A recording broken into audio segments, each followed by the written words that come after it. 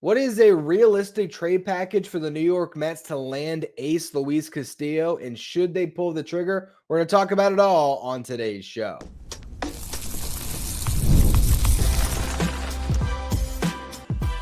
You are Locked On Mets, your daily New York Mets podcast, part of the Locked On Podcast Network, your team every day. Hello to all you amazing Mets fans. You're watching Locked On Mets, part of the Locked On Podcast Network, your team every day. I'm your host, Ryan Finkelstein. If you want to find any of my work, follow me on X at Finkelstein Ryan. You can also find some of my writing at justbaseball.com, where I work as the managing editor. Today's episode is brought to you by Game Time. Down the Game Time app, create an account, use the code LOCKEDONMLB for $20 off your first purchase. Now, the New York Mets are clearly in the market for a frontline starting pitcher, and one of the names they've been linked to is Luis Castillo. Castillo is the ace of the Seattle Mariners, or should I say, one of their aces, and he's the one that gets paid like an ace. So the Mariners are reportedly shopping Castillo because it could allow them to shave a big contract off their payroll, actually the biggest contract off their payroll for this upcoming season, and allow them to reinvest that cash in their lineup and also potentially get some pieces back that will help them in 2025. Ken Rosenthal has reported that the Mariners are only willing to deal Castillo if the return package improves the big league club as they look to return the postseason next year. Some of the teams that have been linked to him so far, the Mets, the Red Sox, the Cubs, and the Orioles. First things first, if they need some type of a package that helps them in 2025, where are their holes? You look at the Mariners outfield, and they are basically set. They have Victor Robles, who's coming off of an insane half of a season in Seattle, where he just played out of his mind. They have their franchise player in Julio Rodriguez, who must be better for them to get where they want to go this upcoming season, but he's obviously going to be in the lineup every single day. And then they had their big trade acquisition from this past deadline, picking up Randy Arozarena. That's their starting outfield. They also have Mitch Haniger as a DH slash kind of fourth outfielder, as far as just another guy that could potentially get some starts in a corner. You look at their catching situation, one of the best in baseball. Cal Raleigh plays almost every day. He is an unbelievable force for them as a leader of that pitching staff, but also a guy that just hits a ton of home runs. So they clearly don't need any help there. Luke Raley had a very good season for them at first base. They can also stick him in a corner outfield spot if they wanted to. They got J.P. Crawford, who appears to still be their starting shortstop for the foreseeable future, though he's going to hit free agency in a couple of years. You have the aforementioned Haniger at DH, also Mitch Garver, which is a horrible situation for them. Two guys coming off really bad seasons that combine for $30 million. It's just brutal because it clogs up a couple of roster spots. It's just not good for the Mariners, but that's what they're stuck with for now. Their projected starting second baseman, according to Fangraphs, is Ryan Bliss. Ryan Bliss does not have a major league track record. That is clearly a huge hole for them. The Mets do have a lot of different guys that could fill that hole. And then they have Dylan Moore, currently projected to be their starting third baseman. Moore is a utility man. He's not necessarily a guy you'd expect to be your starter at third base every single day, but that's what Fangraphs is projecting because they clearly have a need for some infield help, which does help a potential trade when it comes to the Mets and the Mariners, because the Mets have a lot of guys that can fill that second, third base hole. They have Luisangel Acuña, who would undoubtedly be probably the headliner in this type of a trade. They have Ronny Mauricio coming off an injury, still could have some attraction in a deal. They have Brett Baty, guy that's clearly not at the same level as he once was when it comes to value. They'd be buying low on Baty, and maybe there's some upside there if he's the third piece in the trade, second piece in the trade. And then you have another guy that I think actually fits the Mariners a lot, and that's Jeff McNeil. And the funny thing is, if you're talking about 2025, and you just had to pick between those four players, who will have the biggest big league impact in 2025? Brett Baty, Ronny Mauricio, Luisangel Acuña, or Jeff McNeil? There's an argument to be made that if you throw the contract aside, Jeff McNeil, for a team that wants to make the playoffs, is the most attractive of those four pieces as far as strictly 2025. He's not the most valuable. Acuña, you get full control over. Brett Baty, 4 or 5 years still of control. Mauricio, full control. Those guys are obviously more attractive and have more value. But if you're specifically talking about trying to piece together a roster for 2025, Jeff McNeil would actually hold a lot of value, I think, in this trade if the Mets ate that contract down. Part of this is trying to clear Castillo's contract so they can spend in free agency. And if you take on $15.75 million of Jeff McNeil, that's not going to happen. The piece they'd obviously push for is Jett Williams. Jett Williams is the most attractive piece by far. If the Mets threw Jett Williams in this trade, I don't think they'd have to give up that much more on top of it. Maybe there is a Jett Williams and Jeff McNeil trade for Luis Castillo if you really are willing to give up Jett Williams for Castillo. And maybe the Mets are. I don't know. Personally, if I'm David Stearns right now, I am trying to improve this team without giving up Jett Williams, without giving up Carson Bench, without giving up Brandon Sproat, my top 3 prospects. Those are the guys that I'm holding on to. And you can make a case that Ben should be a little bit further down. He was just their first-round pick this past year. We haven't seen a ton of them yet, but his upside is through the roof. You're talking about a potential 5-tool center fielder. So those are the guys I'm not trading. Ryan Clifford is an attractive trade piece, I would think, on the market to some teams, as is Jonah Tong. Clifford, your best power bat in the system. Tong, one of your best pitching prospects. You can make a case maybe he's the second best pitching prospect now to Brandon Sproat. You still have Blade Tidwell, some other prospects that are interesting when it comes to the pitching side of things. But Jonah Tong has a ton of value right now. Those guys would absolutely move the needle in some trades. But if you're talking about 2025, neither of those guys in Tong or Clifford has a 2025 ETA. Sproat does, but the Mariners don't need pitching. And also, if you're the Mets, you just can't afford to trade Brandon Sproat. He's your one chance at developing a frontline starter right now. I would say the one chance because maybe Jonah Tong can get there. But the most likely frontline starter the Mets have in their system is Brandon Sproat. So I wouldn't put him on the table. Drew Gilbert has some value, you would assume, but he's an outfielder. The Mariners are more set in the outfield, and he's coming off an injury-plagued year. All of this leads me back to those infielders. So if I'm the Mets, I'm saying you pick 2 of 3 when it comes to Mauricio, Baty, and Acuña, and then I'm throwing Jeff McNeil in the deal with a lot of cash. So the Mariners are going to get Jeff McNeil, who could be their starting second baseman. He could be their starting right fielder. If Victor Robles doesn't pan out, he can just be a utility guy for them. And if you take that contract and he's owed $33.5 million, $15.75 over the next 2 years, and then a buyout of, I think it's $2 million more. If you take that contract and you say, all right, we're going to kick in over the next couple of years, $7.75 million each year. So you turn Jeff McNeil into an $8 million player instead of a $15.75 million player, then all of a sudden, I think there is some actual value in Jeff McNeil for a team like the Mariners that would bet on hopefully a, change of scenery, pushing McNeil back into what he once was, which was a guy that won a batting title a couple years ago, someone who could clearly outperform a lot of their current roster just based on his track record if he had a good season, and they would be buying into the second half that Jeff McNeil had where he actually was a very good hitter. That's the one piece of it, right? Acuña is the other one that I think moves the needle the most because you're talking about a very high floor. Worst case scenario, you got a guy that can play all over the diamond, including shortstop at a high level defensively. Maybe you want to move off J.P. Crawford after this year. Luisangel Acuña can be your starting shortstop, very similar to Crawford in some respects as far as hoping that the glove would carry the value a little bit, but Acuña is probably, I think, a better defender than J.P. Crawford. Call me crazy on that one, but I really think Acuña is going to be a good shortstop if he gets to play the position at the big league level. He could also be your starting second baseman. Definitely a limited ceiling, I think, offensively, but he does have a lot of speed, and maybe you buy into the winter league performance he's having, which is potentially boosting his value a little bit. Acuña and McNeil are two pieces that could definitely help the Mariners this upcoming season, but they wouldn't necessarily move the needle to make the Mariners a real contender.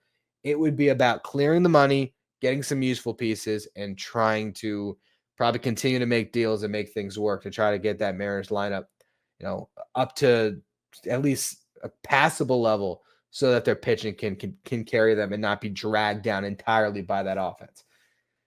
The third piece in that trade, maybe it's Brett Baty, gives you a potential third baseman.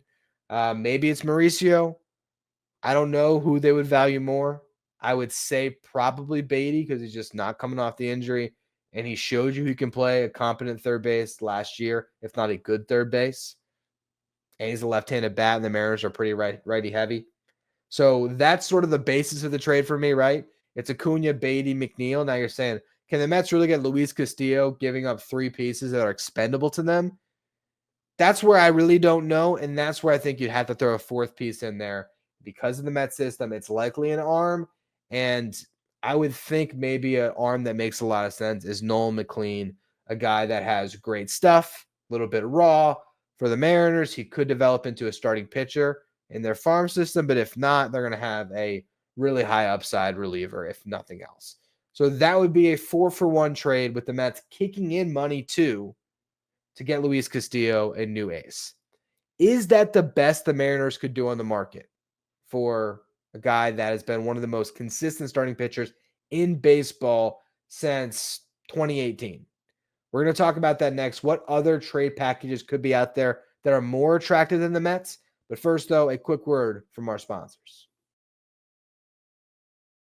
Today's episode is brought to you by Game Time. Game Time is the fast and easy way to buy tickets for all the sports, music, comedy, and theater events near you. And Game Time Picks is a feature that'll make it easier to get tickets for your favorite live events because they're going to filter out the fluff and only show you the incredible deals on great seats. So to waste your time searching through thousands of tickets, you also can get a view of your seat before you buy so you know exactly what to expect when you arrive. You can buy tickets in a matter of seconds, 2 taps. You're all set. When you download the Game Time app, create an account, use the code LOCKEDONMLB, you're going to get $20 off your first purchase. Terms apply. Again, create an account, redeem the code LOCKEDONMLB for $20 off. Download Game Time today. What time is it? It's game time. Stay up to date on all the latest in the world of sports when you check out Locked On Sports Today, streaming 24/7 on YouTube. If you're watching on YouTube, do me a favor, hit that subscribe button. Our next goal is to get to 12,000 subscribers. Appreciate all of you who continue to subscribe. All right, so let's talk about some of the other trade packages that could be out there for Luis Castillo. Of the reported teams that are interested, you have the Red Sox, the Cubs, the Orioles. I can make a case that all three of those teams have better pieces to put on the table that would help the Mariners more in 2025 and beyond than what the Mets have right now. Start with the Red Sox.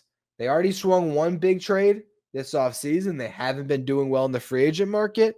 They could swing another to pair Garrett Crochet with Luis Castillo atop their rotation, arguably getting one of the highest floor starting pitchers in Major League Baseball, and then one of the highest ceiling starting pitchers in Major League Baseball in one offseason. That would be a remarkable rotation with those two and Tanner Houck, as well as whatever you got from Cutter Crawford and Brian Bayo. I mean, they would be loaded in that rotation, and they have a farm system that is also loaded and a good young lineup with Rafael Devers and Jarren Duran. I mean, the Red Sox would be a threat if they were able to pull this off. Which pieces make the most sense? There's two that jump out to me. Yes, they could trade from their farm system, but if the Mariners want a big leaguer for big leaguer type trade to help them in 2025, a deal that makes complete sense to me if the Red Sox sign Alex Bregman and shift Rafael Devers to first base. Potentially a 1-for-1, Luis Castillo for Tristan Casas. Casas has been a very good hitter through his limited sample size throughout the big leagues, but it is, he had a full season in 2023, but so far, across his career, he's got an 830 OPS, 2023 and 130 plus games, 262 average, 367 on base, 490 slug, 24 homers, 66 RBIs, was off to a decent start in 2024, had a fractured rib that basically cost him his season, or at least a large portion of it. But if you're the Mariners, Tristan Casas would immediately be what? Your third best hitter, you would think, to Julio Rodriguez and Randy Arozarena. And I mean, there's a world he could be your best hitter, honestly, because those other guys have been inconsistent throughout their careers. Tristan Casas, if put on the table, makes a ton of sense for the Mariners because you're clearing the money. So now you can reinvest. And boom, you got Casas to be your first baseman. You have Luke Raley coming off a really good year. He is projected to be their first baseman, but he can be in right field. He can be in left field. You never know. Maybe Trader Jerry finds another home for Randy Arozarena, flips him, and does a bunch of crazy stuff. Maybe he trades Luke Raley. Who knows what they can do? Maybe they find someone to take on those brutal contracts in their DH spot, and they let Luke Raley be their DH. Regardless, if you're trying to get best player available, Tristan Casas might just be that. Now, if he doesn't fit entirely because let's just say, they really believe in Raley, or if the Red Sox don't sign Bregman and they're going to keep Devers at third and have, Casas be their first baseman, they could put Wilyer Abreu on the table. And that might be another guy that the Mariners absolutely love to try to plug in a starter from this trade. Abreu this past year had a 781 OPS, 15 home runs in 132 games played. He's 25 years old, and he is an elite defensive right fielder. Elite. Now, they do have Victor Robles, who played well, but I would go into the season and say that situation is going to sort itself out one way or the other, but you have a couple of options, and Robles has a lot more struggles in the big leagues than Abreu does. A lot more opportunities, but a lot more struggles. So I look at Abreu and say, all right, 4 more years of control. He was a 3-win player this past year. You're probably going to get more prospects on top of Abreu, but he's sort of the headlining piece that you can plug into your lineup. You clear the money, and then you try to reinvest that in free agency. If I'm the Mariners, I would prefer Abreu over any of those pieces I laid out that the Mets could put on the table. That's including Acuña, for sure. I know Mets fans have a little bit of an inflated opinion of Acuña because he was awesome replacing Lindor for that week. And you're seeing big numbers in the Venezuelan Winter League, and that is making you even more excited. Temper those expectations a little bit. And I did a whole show on Luisangel Acuña. You can go back to it. I talked about his comp, what I thought his ceiling is in the big leagues, and really dive into my opinion on Acuña. But the bottom line that I keep coming back to here, of 81 qualified hitters in the International League in AAA last year, he ranked 78th in OPS. Could it have just been one bad year? Absolutely. But his value is nowhere near Abreu's right now, and he has already proven that he is a quality big league starting right fielder. So that's the Red Sox side of this. Look at the Orioles. They have Heston Kjerstad, who they can put on the table. Again, it's an outfielder, but a guy that was a top 100 prospect, came out to the bigs last year and was an above average hitter. Didn't get a ton of run because the Orioles are so loaded, but they put him on the table. I think you perk up in a way that you just won't unless the Mets put Jett Williams on the table. Beyond Kjerstad, let's say they want to keep him. They put Kobe Mayo on the table to be the Mariners' third baseman. That could be a 1-for-1. Same thing with Jordan Westbrook, who had an all-star season last year. He can be your second baseman or your third baseman. The Orioles have the depth to trade any of those 3 guys if they wanted to. And Luis Castillo is their ace at a fixed cost for the next 3 years. That is right in the window with Adley Rutschman. It's affordable. It would be the perfect trade. Granted, the Orioles did just sign, what's the pitcher's name? I believe he's a Japanese pitcher. Tomoyuki Sugano, who had some good numbers in the last couple of years. And, I don't feel like he's an ace, right? But I feel like a good piece for their rotation. If I'm an Orioles fan and that's all they do to address this rotation, I would not be happy. So we'll see. We'll see if they are in the market for Castillo after that signing. Talk about the Cubs now. Super deep farm system. One of the best in baseball. They could put Owen Cassidy on the table and really move the needle. They could put James Triantos on the table and really move the needle. Both of those guys are better prospects than Acuña. If not, in Cassidy's case, significantly better. So if they decide to dangle one of those guys, they're not going to put Matt Shaw on the table. Seems pretty clear their top prospect now. He's going to be their starting third baseman next year based on the Kyle Tucker trade. I don't know if they have the appetite to stay in the trade market or if they want to switch over to free agency a little bit. But the Cubs, if they put their best offer on the table, or not even their best offer, because their best offer would be Shaw, but if they put Cassidy on the table or Triantos, I think that the Mariners would look at either of those prospects and value them more to help them in 2025 than Luisangel Acuña. For the Mets to get this deal done, the Mariners would have to still be in love with Jeff McNeil. We know they wanted to trade for him all the way back with the Edwin Diaz, Robinson Cano trade. How do they feel about him all these years later? Who knows? And they would have to have a very high opinion of Luisangel Acuña, or they have to be put in a position where nobody else was putting their best offer forward and everyone was looking at prospects, or maybe their best offer was further down the line prospects and the Mariners want guys that can impact them right now. Jerry Dipoto maybe feeling like he's on the hot seat a little bit, and the Mets offer the most big league ready pieces for the Mariners in this deal to reshape their team and reimagine it. And it's sort of the trade before the other transactions that makes it attractive enough for the Mariners to part with what would clearly be by far the best piece in the trade without getting a top 100 prospect back. I mean, that's asking a lot. Should the Mets put more on the table? And if they don't, and this is the package, does it make sense for the Mets to pull the trigger? We'll talk about that to close out the show. First, though, another quick word from our sponsors. Today's episode is brought to you by FanDuel. Get ready to tackle the NFL action with FanDuel, America's #1 sports book. Because right now, new customers can bet $5. You're going to get $150 in bonus bets if you win. The FanDuel Sportsbook app gives you everything you need to place live bets on the NFL. It's all in one place. So when you get a hunch in the middle of the game, you can check out the latest stats, do live play-by-play, and so much more on the same page where you place your bets. Just visit FanDuel.com to join today. You're going to get started again with that $150 in bonus bets if you win your first $5 bet. So make sure that first bet's a winner to get that $150 in bonus bets. That's all at FanDuel.com, America's #1 sportsbook. Today's episode is also brought to you by SelectQuote. The World Series, the Super Bowl, the Olympics, the world's top athletes get to play in these top-level sporting events thanks to one thing: teamwork. And teamwork can also protect your financial legacy and your family's future. SelectQuote's licensed insurance agents are the perfect teammates when shopping for customized, affordable life insurance. They can find you the right policy to keep your financial legacy safely in your family's end zone.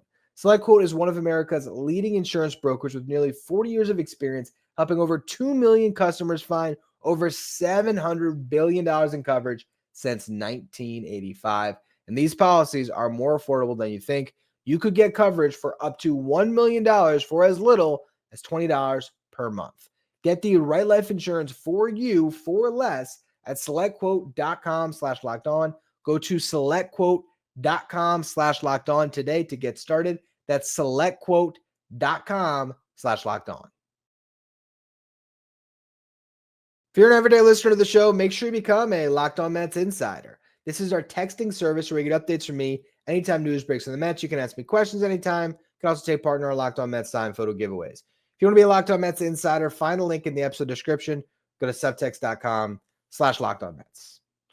All right, so let's talk about the trade package again a little bit here. Would it be worth it for the Mets to include Jett Williams? Because I think that changes the perspective of the Mets package significantly. Because he is clearly their top position player prospect. He's close enough. Now, he didn't get any real seasoning in AA this past year. He played 22 games. And then he played in 2023, 6 games plus the playoffs. Most of his success came in 2023, his first full season, playing in low A and then high A, where he skyrocketed through the Mets system, starting in low A, finishing in AA. Across all 3 levels in 2023, Jett Williams hit .263. He got on base at a .425 clip, slugged at a .451 clip, 22 doubles, 8 triples, 13 home runs. He swiped 45 bags on 52 attempts. He plays good defense at shortstop, second base, center field. I think for the Mets, his future probably is in center field based on the construction of their roster, having Lindor locked up, needing a plus all-around player in center field, hopefully, and Jett Williams could be the answer. That's a lot to give up. Now, granted, he missed this past year. He didn't have the most incredible performance in the Arizona Fall League, although his .764 OPS isn't bad. And he did get on base at a .376 clip, but he hit .225 and only had a couple home runs. Jett Williams is a prospect that I hesitate to see the Mets trade. And I think it would have made more sense to trade him in a Garrett Crochet deal where you would have had to include him to actually get Crochet. And Crochet has a higher ceiling and comes at a lower cost. You got to remember, Luis Castillo is not cheap. He's worth it, but he's not cheap. You're paying market value for his services, which is fine. I would hesitate to trade Jett Williams, but I also understand you have a window. And if you trade Jett Williams and you're able to keep Acuña, you're able to, potentially keep Jeff McNeil because you're trying to win this season. And Jeff McNeil might be your best option to start at second base. And, you're giving up Jett Williams and maybe it's Brett Baty. And that might be enough where the Mariners say, you know what? Jett Williams might not start the season on the big league roster, but he's a top 100 prospect. Brett Baty, we could try him at third base. Maybe you throw in a Mauricio in the deal as well, and they're just taking a couple of flyers, and Jett Williams is the guy that moves the needle, and they're clearing the contract. Maybe that's enough. Who knows?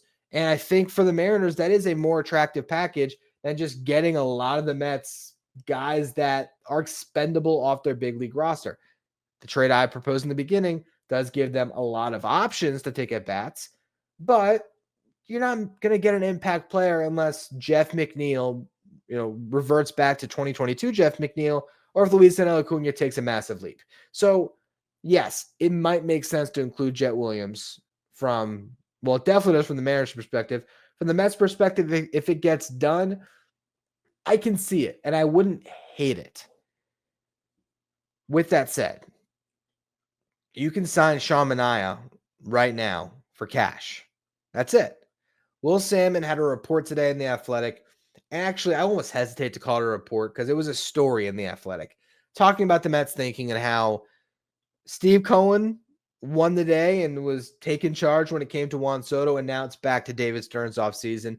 And the whole entire premise of the story was the Mets might consider short-term, high AAV players not wanting to potentially lock themselves into another long-term contract. So Sean Manaea, maybe they want to cap out at 3 years. For Pete Alonso, maybe they also want to cap out at 3 or 4 years on a higher AAV instead of committing 6 years or 7 years to Pete. Again, the context of this story was from someone who's familiar with the Mets thinking. The Mets are very tight-lipped, and if we are trying to predict David Stearns' next move based on past maneuvers with the Brewers, I think you are not. I think you're playing with a different deck of cards. At least David Stearns is now, or maybe he is thinking differently than he did back then. I don't know, but if you take that story at face value, let's say it is Sean Manaea on a 3-year deal, and because it's 3 years and he has a 5-year offer on the table for $100 million, you have to bridge that gap. And so you got to give him $80 million over 3 years. That's, $26.66, $7 million, right? Per year compared to Luis Castillo at 24 and change. And then Castillo also has a trade assignment bonus of $1 million, but it's sort of negligible, the difference in money between those two guys, but you're not giving up Jett Williams. And Sean Manaea was better than Luis Castillo this past season. Not by much. And, you can obviously look at the track record and for sure say that Castillo is the better pitcher. But is the difference enough to give up Jett Williams? I don't think so. I think you might as well at that point just sign Sean Manaea. And I was asked this question when I did Tell Mets Do His Part last week. John asked me which one you'd prefer. And I said Manaea, and that was sort of the basis of my thought process was, hey, you got Steve Cohen's pocketbook, use it. Go sign somebody. Ultimately, if you got this trade done without giving up Jett Williams or Brandon Sproat or Carson Bench too, I'd include in that same bucket, and Acuña is the headliner, and you sell them on Acuña and Baty as guys that could be their starting infielders for years to come if all breaks right, and maybe Jeff McNeil's in the deal if they like McNeil's deal, and you're eating some money and you're turning Castillo instead of a $24 million pitcher, you're throwing enough cash on Jeff McNeil's contract that he's a $31 million pitcher, but you kept everything else, I'd be in on it. With that said, you are giving up something when it comes to depth. That's fine. You can replace middle infield, utility infield depth. You can. maybe in that instance, it'd be better to hang on to a McNeil or a Baty, have Mauricio as the third piece with Acuña being the headliner. Maybe, just because you're thinking about your upcoming season. If you trade Jeff McNeil, Luisangel Acuña, and Brett Baty, who's your starting second baseman? On the roster now, Jett Williams isn't ready. It's probably Jared Young, who they just signed today, which, by the way, Jared Young got a split deal.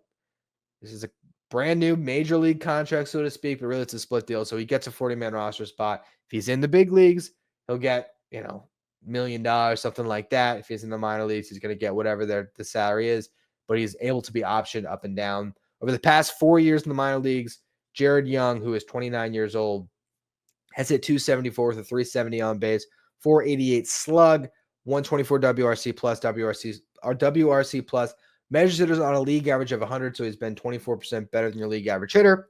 His walk rate's been very good. Strikeout rate has not been bad. Walk rate of 11.3%, strikeout rate of 21.5%. Over the past 2 seasons, those numbers have jumped to a 299 average, 414 on base, 547 slug, 145 WRC plus in the minors.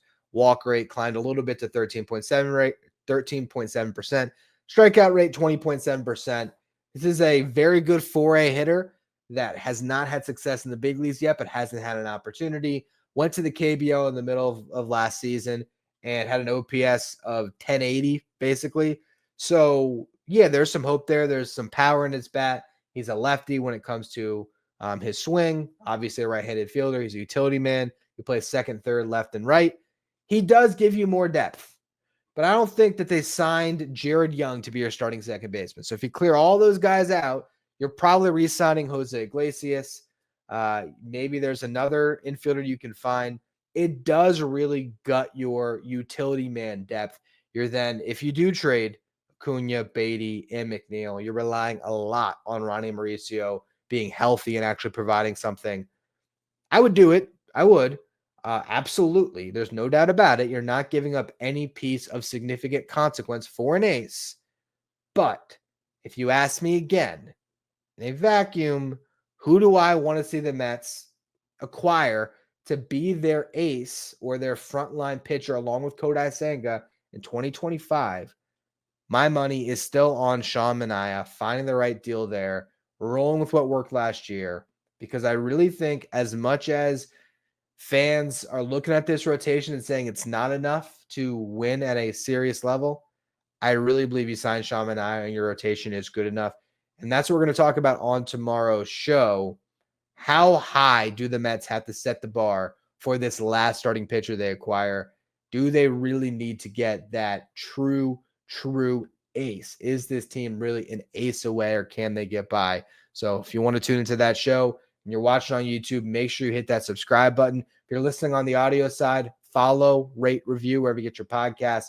You can follow me on X at Finkelstein Ryan. Follow the show at Locked On Mets. Thank you for making Locked On Mets your first listen, your first watch every day. After your second watch, head over to YouTube and check out the first ever 24/7 streaming channel that covers everything the world of sports. We're talking about Locked On Sports today with our local hosts from each team, league hosts from each league. Find Locked On Sports today streaming 24/7 on YouTube.